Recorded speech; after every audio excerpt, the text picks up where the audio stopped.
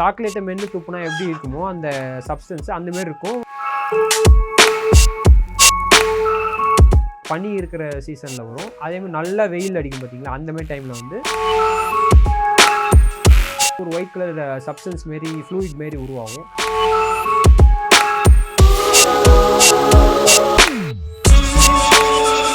உழவர் திருநாள் நேயர்கள் அனைவருக்கும் வணக்கம். நம்ம இன்னைக்கு எங்கே வந்திருக்கோன்னு பார்த்தீங்கன்னா கோழி பண்ணைக்கு தான் வந்திருக்கோம். இந்த கோழி பண்ணையில் பார்த்தீங்கன்னா கருங்கோழி வளர்த்துறாங்க, அது இல்லாமல் சிறுவடையும் வளர்த்துறாங்க. இவங்க வந்து பார்த்தீங்கன்னா முட்டையும் சேல்ஸ் பண்ணுறாங்க, ஒன் டே சிக்கு சேல்ஸ் பண்ணுறாங்க, கறிக்கும் கொடுக்குறாங்க. எந்த முறையில் வேணாலும் அவங்கள்ட்ட வாங்கிக்க முடியும். இரண்டுமே கலந்து வளர்க்குறதன் மூலமாக நமக்கு என்னென்ன லாபம் என்ன நஷ்டம் அப்படிங்கிறத பற்றி நம்ம இன்னைக்கு அதில் தெரிஞ்சுக்க போகிறோம். பண்ணை உரிமையாளர்கிட்டயே முழுமையான விவரத்தை கேட்டு தெரிஞ்சுக்க போகிறோம். வாங்க வீடியோக்குள்ளே போகலாம். பிரதர் வணக்கம். வணக்கம். நம்ம பேர் நம்ம பண்ணை எங்கே அமைஞ்சிருக்கு பிரதர்? என்னோட பேர் பாலாஜி. சென்னை டு பாண்டிச்சேரி ஈசிஆரில் செங்கல்பட்டு மாவட்டத்தில் வெண்ணாங்கப்பட்டு என்ற வில்லேஜில் வந்து ஃபார்ம் லொக்கேட் ஆகிருக்கு. எங்கள் அப்பா ஜென்ரேஷன்லேருந்து கோழி பண்ணை வளர்த்துட்டு இருக்காங்க. அப்பா ஸ்டார்டிங்கில் 2015 வந்து கருங்கோழி பண்ணியிருந்தாங்க. இப்போ அதுலேருந்து இப்போ நான் கண்டினியூவாக வந்து நான் எடுத்து இப்போ கருங்கோழி, சிறுவிடை, வான்கோழி பண்ணிட்டு இருக்கோம். இப்போ நம்ம கருங்கோழியும் சிறுவடை மட்டும் பண்ணுறதுக்கான காரணம் என்ன? கருங்கோழி பொறுத்த வரைக்கும் முட்டைக்கு வந்து டிமாண்ட் கொஞ்சம் அதிகமாக இருக்குது. அதேமாதிரி நாட்டுக்கோழியிலே வந்து அதிகமான முட்டை போடுற கோழியில் கருங்கோழியும் ஒன்று. கருங்கோழியை வந்து முட்டைக்காக நம்ம வந்து பண்ணிட்டு இருக்கோம். இதுவே சிறுவிடை வந்து பார்த்தீங்கன்னா நம்ம அதை வந்து சிக்ஸாக சப்ளை பண்ணிட்டு இருக்கோம். இப்போ நம்ம கருங்கோழி வந்து எத்தனை குவான்டிட்டி வச்சிருக்கீங்க, சிறுவிடை எத்தனை குவான்டிட்டி வச்சு? நம்ம கிட்ட வந்து பார்த்தீங்கன்னா கருங்கோழி 220 பேரண்ட் இருக்கு, சிறுவிடை பார்த்தீங்கன்னா 200 பேரண்ட் இருக்கு. கருங்கோழி வந்து எந்த ஊரினுடைய ஆர்ஜின்? மத்திய பிரதேஷ். காட்டுங்களில் வளர்ந்த கோழி தான் கருங்கோழி. சிறுவிடைன்னு எடுத்துக்கிட்டிங்கன்னா நம்ம தமிழ்நாட்டு தூய இனம் வந்து சிறுவிடை சொல்லுவாங்க. இப்போ இவ்வளோ கோழிகள் வளர்க்க நமக்கு எவ்வளோ இடம் இருந்தால் நம்ம இந்த அளவுக்கு வளர்க்க முடியும்? ஒரு தாய் கோழிக்கு வந்து பார்த்தீங்கன்னா 2 ஸ்கொயர் ஃபீட் இருந்தால் போதுமானது. நம்ம வந்து ஃப்ரீ ரேஞ்சிலலாம் வளர்க்குற மாதிரி இருந்தால் இன்னும் அது வந்து அந்த 2ன்றது 1 ஸ்கொயர் ஃபீட்டாக இருந்தாலே போதும். இப்போ நம்ம கோழி வளர்க்குறதுக்கு இப்போ வெறும் தரையில் வளர்க்குறதுக்கும் அது மணலில் வளர்க்குறதுக்கும் நிறைய வித்தியாசம் இருக்குது. இப்போ நம்ம செட்டில் வச்சுருக்கும் போது நம்ம கீழே மணல் தான் போட்டிருக்கோமா இல்லை வேறு எதனா நம்ம பண்ணியிருக்கோமா? தரை தான் போட்டிருக்கோம். தரை போட்டு அதில் வந்து நம்ம வந்து இந்த உம்மி இருக்குல்ல, உம்மியும் இந்த கொஞ்சம் மணலையும் வந்து மிக்ஸ் பண்ணி போட்டிருக்கோம். ஏன்னு வந்து பார்த்தீங்கன்னா இப்போ ஃபுல்லாக மணல் கொட்டிட்டாலே காற்றெல்லாம் வந்தால் வந்து நம்மளுக்கு அது டிஸ்டர்பன்ஸாக இருக்கும். யாராவது வந்து இப்போ ஃபார்ம் பார்க்க வராங்கன்னா அவங்களுக்கு காற்றெல்லாம் அடிச்சு அவங்க மேலே படுற மாதிரி இருக்கும். வெறும் உண்மையாக இருந்தால் கூட அது அங்கங்கே கலைஞ்சு போயிடும். இப்போ நம்ம 2 வகையான நாட்டுக்கோழிகள் வந்து வளர்த்துறோம். இது வந்து நம்ம மீட்டுக்காக வளர்த்துறோமா இல்லை முட்டைக்காக வளர்த்துறோமா, எதுக்காக வளர்த்துறோம்? நம்மளுடைய பிரதான நோக்கம் வந்து பார்த்தீங்கன்னா கருங்கோழியை வந்து நம்ம முட்டைக்காக வளர்க்குறோம். சிறுவிடை பார்த்தீங்கன்னா சிக்ஸ் அப்ளை பண்ணுறதுக்காக வளர்க்குறோம். இப்போ நம்ம ஏரியாவில் எது அதிகமாக இருக்குதுன்றது, எது டிமாண்ட் அதிகமாக இருக்குது? நம்ம சரௌண்டிங்ஸில் வந்து பார்த்தீங்கன்னா 3த்துக்கும் வந்து ஓரளவுக்கு மார்க்கெட்டிங் தான் இருக்குது. ஏன்னா வந்து ஒரு சீசன் டைம் வந்தால் வந்து மீட் நிறைய பேர் ப்ரிஃபர் பண்ணுவாங்க. நார்மல் டைமில் வந்து எக்ஸாக வந்து நிறைய பேர் வாங்குவாங்க. 3மே நம்ம வந்து பண்ணிட்டு தான் இருக்கும். நம்ம ஏரியாவில் 3மே ஒரு நார்மலான ஆவரேஜ், 3மே வந்து ஒரு ஈக்குவல் பொசிஷன் தான் பண்ணுது. இப்போ நம்ம டேரெக்டாக கஸ்டமருக்கே கொடுக்குறோமா இல்லை நம்ம கறி கடைக்கு அந்த மாதிரி கொடுக்குறோமா? கறியை பொறுத்த வரைக்கும் நம்ம வியாபாரிக்கிட்ட தான் கொடுக்குறோம். ஏன்னா நம்மளுக்கு கறி வந்து கரெக்டான கஸ்டமர் பிடிக்கிறது கொஞ்சம் சவாலானது. அதனால நம்ம வந்து ஒரு கேஜி ரேட்டுக்கு வந்து வியாபாரிக்கிட்ட கொடுத்துட்றோம். இதுவே முட்டையெல்லாம் பார்த்தீங்கன்னா நம்ம வந்து சிட்டி சைடில் வந்து செல் பண்ணிட்டு இருக்கோம். இப்போ ஒரு நாளைக்கு ஆர்டர் பண்ணுற கஸ்டமர்ஸ் மட்டும் சிக்ஸ் பொறிச்சு அவங்களுக்கு அப்படியே டைரக்ட் டெலிவரி பண்ணுறோம். 200 தாய்க்கோழி வச்சுருக்கோம்ல, ஆமாம். இதுலேருந்து நம்ம ஒரு நாளைக்கு எத்தனை முட்டை கிடைக்கும்? ஒரு நாளைக்கு கருங்கோழியை பொறுத்த வரைக்கும் 100லேருந்து 120 முட்டை எடுக்கலாம் ஒரு நாளைக்கு. சிறுவிடையில் எத்தனை முட்டை கிடைக்கும்? சிறுவிடையில் வந்து பார்த்தீங்கன்னா ஒரு நாளைக்கு 80லேருந்து 90 முட்டை, அது கம்மி தான் எடுக்க முடியும். இப்போ ஒரு கோழி வந்து சிறுவிடை வந்து எத்தனை முட்டையிடும் 1 இயரில்? ஒரு கோழி 80லேருந்து 90 முட்டையிடும். இதே கருங்கோழி பார்த்தீங்கன்னா 100லேருந்து 120 முட்டையிடும். இப்போ கருங்கோழி வந்து ஒரு சில பக்கத்தில் 150 160 முட்டையெல்லாம் இடுதுன்னு சொல்கிறாங்க ஒரு வருஷத்துக்கு. அந்த மாதிரி நம்மள்ட்ட இல்லைங்களா? கருங்கோழியை பொறுத்த வரைக்கும் ஒரு ஆண்டுக்கு 100லேருந்து 120 முட்டை இடுறதே வந்து அதிகம் தான் என்ன கேட்டிங்கன்னா நான் சொல்லுவேன். நார்மல் நாட்டுக்கோழியை பொறுத்த வரைக்கும் டே 1லேருந்து 5ஆவது மாதத்தில் வந்து முட்டையிட ஆரம்பிச்சு. எத்தனை நாள் தொடர்ந்து முட்டை இட்டுக்கிட்டே இருக்கும்? கோழியை பொறுத்த வரைக்கும் வந்து இது ஒரு லைஃப் சைக்கிள் மாதிரி தான். கோழி இன்னைக்கு முட்டையிட ஆரம்பிக்குதுன்னா தொடர்ந்து ஒரு 6 நாளோ 1 வாரமோ 10 நாளோ முட்டையிட ஆரம்பிச்சிருக்கும். அதுக்கப்புறம் பார்த்தீங்கன்னா ஒரு 5 நாள் வந்து அதுக்கு ஒரு கேப் மாரி எடுத்துக்கும். இப்போ நம்ம சிறுவிடையெல்லாம் பார்த்தீங்கன்னா அவயத்தில் உட்காரும். அவயத்தில் உட்காந்தா அது எழுந்துக்கிறதுக்கே கிட்டத்தட்ட ஒரு 20 நாள் 30 நாள் ஆகும். இப்போ நம்மளுக்கு வந்து கருங்கோழியை பார்த்தீங்கன்னா அதுக்கு வந்து தாய்மை குணம் கொஞ்சம் கம்மி. அதனால் அது ஒரு 2 நாள்லேயே ஒரு நாள் அவயம் உட்காரும், மறுநாளே ஏந்துடும். ஸோ அதனால் வந்து ஒரு மாதத்துக்கு வந்து பார்த்தீங்கன்னா ஒரு 15லேருந்து 20 நாள் முட்டையிட ஆரம்பிச்சிருக்கும். இப்போ நம்ம பண்ணையில் பார்த்தீங்கன்னா குஞ்சு பொரிக்கிறதுக்கு நம்ம எந்த முறையை ஃபாலோ பண்ணுறோம்? நம்ம வந்து பார்த்தீங்கன்னா முழுக்க வந்து இன்குபேட்டரில் வச்சு தான் முட்டை பொரிச்சிட்டு இருக்கோம். இப்போ முட்டை வந்து கரு கூடுறதுக்கு இவ்வளோ டெம்பரேச்சர் தான் வேணும்னு சொல்கிறாங்க. ஒரு குறிப்பிட்ட டெம்பரேச்சரில் இருக்கும்போது தான் முட்டையினுடைய கரு கூடுன்னு சொல்கிறாங்க. எந்த டெம்பரேச்சரில் இருக்கும்போது முட்டையினுடைய கரு ப்ராப்பராக கூடும்? நார்மல் ரூம் டெம்பரேச்சர், அதாவது 35 டிகிரிலேருந்து 37 டிகிரி செல்சியஸ் இருந்தால் கரு ஃபார்மேஷன் வந்து அந்த முட்டையில் நல்லா நடக்கும். அதே மாதிரி இப்போ நம்ம அவையம் வைக்கிறதுக்கும் இன்குபேட்டரில் வைக்கிறதுக்கும் எவ்வளோ முட்டைகள் வந்து பொரிக்கிறதுல டிஃப்ரென்ஸ் வரும்? கிளைமேட்டிக் கண்டிஷனை பொறுத்து மாறுபடும்.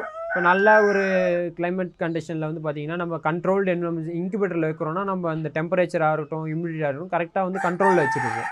அப்படி பார்த்தீங்கன்னா ஒரு 80லேருந்து 85% பொரிப்பு திறன் இருக்குது இன்குபேட்டரில். இப்போ இது நார்மலாக பொரிக்கும் பொழுது அதனுடைய பர்சன்டேஜ் என்ன இருக்கும்? நார்மலாக வந்து பார்த்தீங்கன்னா அதுலேயும் வந்து ஒரு 90% வாய்ப்பு இருக்குது.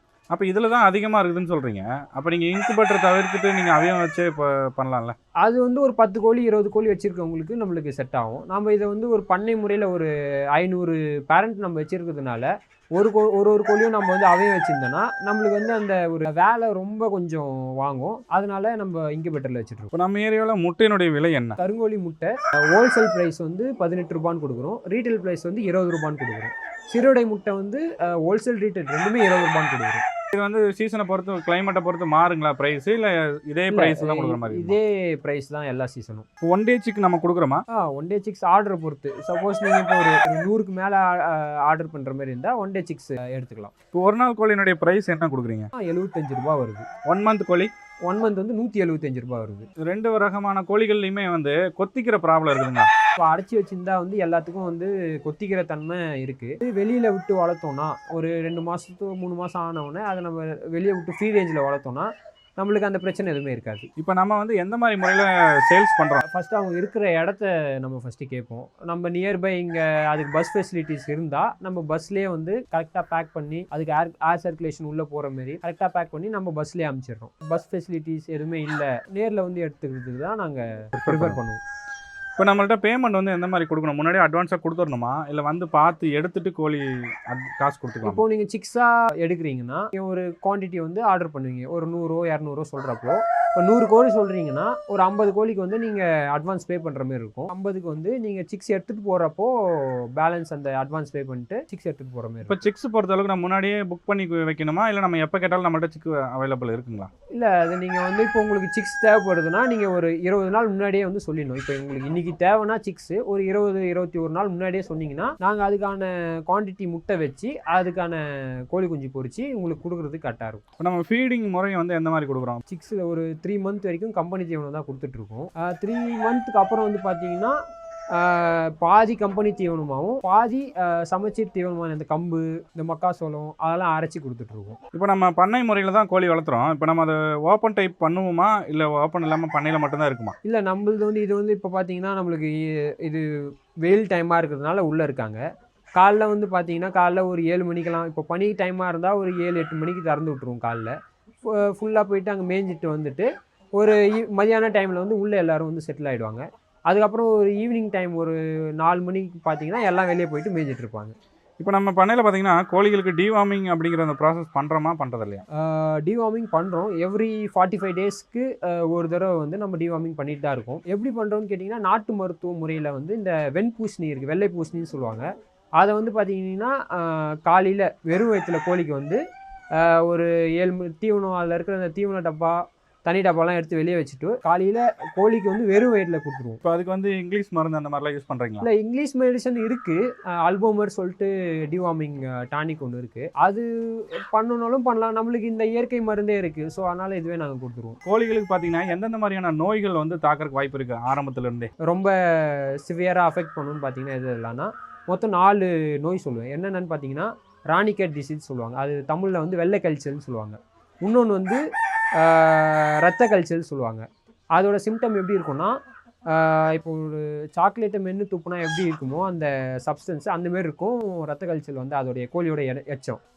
3வது வந்து பார்த்தீங்கன்னா அம்மை வந்து பார்த்தீங்கன்னா பனி இருக்கிற சீசனில் வரும். அதேமாதிரி நல்லா வெயில் அடிக்கும் பார்த்தீங்களா, அந்தமாரி டைமில் வந்து அம்மை வரும். 4வதாக பார்த்தீங்கன்னா சிஆர்டின்னு சொல்லுவாங்க, இந்த குரோனிக் ரெஸ்பிரேட்டரி டிசீஸ்ன்னு சொல்லுவாங்க. ஸ்டார்டிங்கில் வந்து அது மூக்கில் வந்து ஒரு ஒயிட் கலர் சப்ஸ்டன்ஸ் மாரி ஃப்ளூயிட் மாரி உருவாகும். அது நாளடைவில் நம்ம அதுக்கு ஒழுங்கான மெடிசன் கொடுக்கலன்னா அது கொரைசாவாக மாறிடும். கொரைசாவாக எப்படி மாறும்னா அது கண்ணில் வந்து ஒரு ஒயிட் கலர் சப்ஸ்டன்ஸ் மாரி ஆகிட்டு கண் வந்து பார்த்திங்கன்னா ஒரு முட்டை மாரி ஆகிடும். ஸோ இது 4 நோய் தான் வந்து இது வந்துட்டால் கொஞ்சம் கோழிக்கு ரிஸ்க்குன்னு சொல்கிற மாரி இந்த 4 நோய் சொல்லலாம். ஆங்கில மருத்துவம் இருக்குது, நாட்டு மருத்துவம் இருக்குது. நாட்டு மருத்துவம் பொறுத்த வரைக்கும் இந்த வெள்ளை காய்ச்சலுக்கு வந்து சின்ன வெங்காயமும் வெள்ளைக்கண்ணையும் அது கூட இந்த புளிச்ச மோரும் வந்து மாதத்துக்கு ஒரு தடவை கோழிங்களுக்கு எல்லாத்துக்கும் கொடுத்துட்டோன்னா நம்மளுக்கு வந்து வெள்ளை காய்ச்சலுன்ற நோயை வந்து எட்டியோட பார்க்காது. இப்போ இதுவே இந்த ரத்த காய்ச்சல் நோய் பார்த்தீங்கன்னா மணத்தக்காளி கீரை இருக்குது. மணத்தக்காளி கீரையை அரைச்சி அதில் இருக்க சாரை மட்டும் எடுத்து தண்ணியில் வந்து கோழிங்க கொடுத்துட்டா வித்தின் 24 hours வந்து ரத்த கழிச்சல் அரெஸ்ட் ஆகிடும். அம்மை நோய் பார்த்தீங்கன்னா அம்மை நோய்க்கு வந்து வேப்பிலையும் மஞ்சளும் தான். இதுக்கு நம்ம வந்து ஒரு 7 கலவை பொருளை வச்சு நம்ம ஒரு ஃபீடாக கொடுத்துட்டோம் நம்மளுக்கு இன்னும் பெஸ்ட். என்னென்னா இஞ்சி, பூண்டு, சின்ன வெங்காயம், மஞ்சள், வேப்பிலை, சீரகம் இது 7த்தையும் வந்து ஒரு கலவையாக அரைச்சி தீவனத்தில் வந்து மிக்ஸ் பண்ணி கோழிங்களுக்கு கொடுத்துட்டா அம்மை நோயே வந்து சுத்தமாக கோழிங்களுக்கு வராமல் இருக்கும். இப்போ இந்த சளி பிரச்சனையை பொறுத்த வரைக்கும் கோழிக்கு வந்து வராமல் இருக்கணும்னா நம்ம சுற்றுச்சூழலை வந்து க்ளீனாக வச்சுக்கணும். கோழிக்கு வந்து நல்ல சுத்தமான தண்ணீர் கொடுத்தாலே இது வந்து நம்மளுக்கு வராது. இப்போ நம்ம பனிக்காலம் மழை காலங்களில் எப்படி பண்ணையை மெயின்டைன் பண்ணணும்?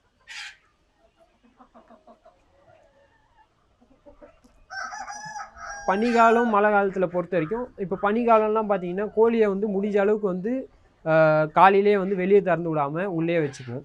ரொம்ப பனி பெய்கிற மாரி இருந்தால் கொஞ்சம் வந்து தார்ப்பா அந்தமாரி சைடில் சுற்றி காட்டுவோம். மழை டைமும் சேம் அப்படி தான். மழை வந்து ஏன்னா சாரில் உள்ளே பட்டுச்சுன்னா உள்ளே இருக்கிற இடம்லாம் வந்து பார்த்திங்கன்னா ஈரப்பதமாகி அதுவே வந்து கோழிக்கு வந்து நோய் தொற்று வந்து வேகமாக பரவக்கூடியதுக்கு வாய்ப்பு இருக்குது. ஸோ அதனால் பனி காலத்துலேயும் மழை காலத்துலேயும் வந்து நம்ம சுற்றி தார்ப்பா கட்டுறதா இருக்கட்டும், இல்லை கோழி லேட்டாக திறந்து விட்றதா இருக்கட்டும், இதெல்லாம் ஃபாலோ பண்ணிப்போம். இப்போ நம்ம கொட்டகை வந்து எந்த முறையில் அமைக்கும் போது அது பெஸ்ட்டாக இருக்கும்? கொட்டகையை பொறுத்த வரைக்கும் கிழக்கு மேற்கு டைரக்ஷனில் அமைச்சிங்கன்னா உங்களுக்கு ஏர் ஃப்ளோ வந்து உங்களுக்கு அந்த வென்டிலேஷன் வந்து ஈஸியாக இருக்கும். இன்னொன்று வந்து டைரெக்டாக அந்த சன்லைட் வந்து கோழி மேலே படாமல் இருக்கிறதுக்காக கிழக்கு மேற்கு நம்ம கன்ஸ்ட்ரக்ட் பண்ணலாம். இப்போ நம்ம பண்ணை பார்த்தீங்கன்னா நீள அகலம் எவ்வளோ இருக்கும்? நீளம் வந்து 100 அடியும் அகலம் வந்து பார்த்தீங்கன்னா 16 அடியும் இருக்குது. இப்போ நம்ம இந்த பண்ணை எவ்வளோ இதாக அமைக்கிறதுக்கு எவ்வளோ செலவாச்சு? ஒரு 6லேருந்து 7 லட்சம் செலவாயிருக்கு இந்த பண்ணைக்கு மட்டும். இப்போ நம்ம கோழிகள் வந்து இப்போ 100 அடின்னு சொல்கிறீங்க, இது பார்ட்டிஷன் பிரிக்கணுமா இல்லை பார்ட்டிஷன் பிரிக்காமல் ஒரே தான் வைக்கிறது பெட்டராக இருக்குமா? பிரிக்கிறது ஏன் பிரிக்கலான்னு கேட்டிங்கன்னா இப்போ நீங்கள் ஒரே வகையான கோழி வளர்க்குற மாதிரியா இருந்தால் ஒரே பார்ட்டிஷனாக விட்டுடலாம். இல்லை ஒரு 2 to 3 வெரைட்டிஸ் டிஃப்ரெண்ட்டாக பண்ணணும் அப்படின்ட்டு ஆசை இருக்குன்னா ஒரு 3 to 4 பார்ட்டிஷன் பிரிக்கிறது நல்லது. அதுவும் இல்லாமல் ஒரே பார்ட்டிஷனாக இருந்தால் இப்போ ஏதாவது ஒரு கோழிக்கு வந்து நோய் தொற்றுவதுன்னா அதை நம்ம தனியாக இன்குபேட் பண்ண முடியாது, அதிலே வச்சு ட்ரீட்மெண்ட் பண்ணுற மாதிரி இருக்கும். நம்ம பார்ட்டிஷன் பிரிக்கிறதுனால நம்மளுக்கு அதுவும் சுலபமாக இருக்கும். இன்குபேட்டர் வச்சிருக்குன்னு சொன்னீங்க, ஒரு தடவை எவ்வளோ முட்டை வைக்க முடியும், அது எவ்வளோ ப்ரைஸ் வருது? 2000 முட்டை வரைக்கும் ஸ்டோரேஜ் பண்ணலாம். நம்ம அந்த இன்குபேட்டர் மெட்டீரியல் வாங்கி செஞ்சது எப்போன்னு பார்த்தீங்கன்னா 2018 செஞ்சது. அது அப்போதைக்கே வந்து பார்த்தீங்கன்னா ஒரு 1.5 லட்சம் காஸ்ட் வந்துச்சு. இப்போ நம்ம பண்ணையில் பாதுகாப்பு முறை எந்த மாதிரி பண்ணியிருக்கீங்க? நம்ம பாதுகாப்பு முறைன்னு கேட்டிங்கன்னா பண்ணையை சுற்றி டைமண்ட் ஃபென்சிங் போட்டிருக்கோம். ஃபார்ம் என்ட்ரன்ஸில் வந்து நாய் இருக்குது, இதுவே போதுமானது. இப்போ நம்ம பண்ணையில் ஒரு நாளைக்கு காலையிலேருந்து சாயங்காலம் வரைக்கும் என்ன வேலை இருக்கும், எவ்வளோ நேரம் வேலை இருக்கும்?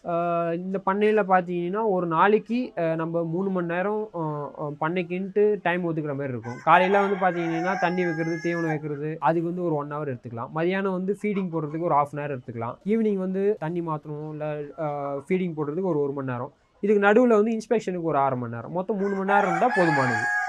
இப்போ நம்ம பண்ணையில் வேலையாட்கள் இருக்காங்களா இல்லை நம்மளே வேலையாட்கள் யாரும் இல்லை இப்போதைக்கு நானே தான் பார்த்துட்டு இருக்கேன். இப்போ நம்ம பண்ணை ஆரம்பிக்கணும்னு ஐடியாவில் இருக்கும்போது பண்ணை ஆரம்பிக்கிறதுக்கு முன்னாடி நம்ம எதை பற்றிலாம் தெரிஞ்சுக்கணும், எதெல்லாம் வந்து அவசியமாக நம்ம தெரிஞ்சுக்க வேண்டிய விஷயங்கள் நீங்கள் நினைக்கிறீங்க? இப்போ ஒரு பண்ணையை ஆரம்பிக்கிறதுக்கு முன்னாடி தெரிஞ்சுக்க வேண்டிய விஷயம் எதெல்லாம் கேட்டிங்கன்னா, இப்போ ஒரு கோழி பண்ணைக்கு வந்து இப்போ தான் புதுசாக ஸ்டார்ட் பண்ணுறவங்கன்றவங்க எடுத்தோடனே வந்து ஒரு 100-200 ஆரம்பிக்காமல் ஒரு 50 கோழி 100 கோழி வாங்கி அதுலேருந்து எப்படி வளர்க்குறது, எப்படி அதுக்கு வந்து தீவனம் போடுறது, எப்படி வேக்சினேஷன்லாம் எப்படி போடணும், அதுக்கு என்ன நோய் தொற்று வருது, இதெல்லாம் ஒரு 50லேருந்து 100 சிக்ஸ் வாங்கி வளர்த்து அதுலேருந்து கற்றுக்கிறது ஒரு விதம். இன்னொரு அனுபவம் வந்து பார்த்தீங்கன்னா அக்ரிகல்ச்சர் ரிலேட்டடாக வந்து இந்த பவுல்ட்ரி ரிலேட்டடாக வந்து கிளாஸஸ்லாம் வந்து எவ்ரி மந்த் வந்து கவர்மெண்ட் சைட்லேருந்தே கண்டக்ட் பண்ணிட்டுருப்பாங்க. நீங்கள் அந்த கிளாஸில் கலந்துக்கிட்டு அதில் இருக்கிற அந்த நுணுக்கங்கள்லாம் கற்றுட்டு அதுக்கப்புறம் வந்து நீங்கள் பண்ணை ஆரம்பிச்சிங்கன்னா கொஞ்சம் சக்ஸஸ்ஃபுல்லாக போகிறதுக்கு சான்சஸ் இருக்குது. கோழி வளர்க்கணும்னு ஐடியா பண்ணி இருக்கும்போது 1 day சிக் வாங்கி வளர்த்துறது பெட்டராக இருக்குமா, இல்லை 1 month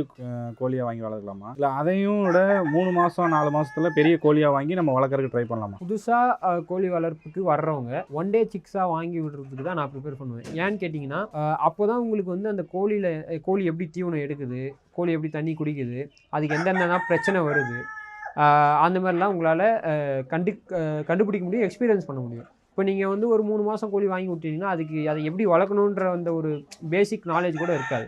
ஸோ அதனால் நீங்கள் ஒரு சிக்ஸாக வாங்கி விடுறது தான் நல்லது. இப்போ நம்ம பண்ணையில் பார்த்தீங்கன்னா இவ்வளோ கோழிகள் இருக்கும்போது நம்ம எந்த கோழிக்கு எப்படி நோய் தாக்கியிருக்குதுன்னு நம்ம எப்படி தெரிஞ்சுக்க முடியும்? இப்போ நீங்கள் காலைல வந்து எப்படியும் காலைல தீவனம் தண்ணி வைக்கிறப்போ தீவனம் வந்து நீங்கள் ஃபஸ்ட்டு இப்போ வச்சிடணும். வச்சுட்டோன்னு பார்த்தீங்கன்னா எந்தெந்த கோழி ஆக்டிவாக இருக்குது, எந்தெந்த கோழி வந்து இன்ஆக்டிவாக இருக்குன்னு பார்த்தாலே தெரிஞ்சிடும். ஆக்டிவாக இருக்க கோழி வந்து அடிச்சுக்கிட்டு தீவனத்தை சாப்பிட வரும். டல்லாக இருக்க கோழி வந்து பார்த்தீங்கன்னா தீவனம் சாப்பிடாம ஒரு அந்த 4 சைடு கார்னரில் ஏதோ ஒரு கார்னரில் வந்து அந்த கோழி நின்றுட்டு இருக்கும். அந்த டைமில் நீங்கள் பார்க்கும் போதே தெரியும் இந்த கோழிக்கு வந்து ஏதோ ஒரு பிரச்சனை இருக்குது.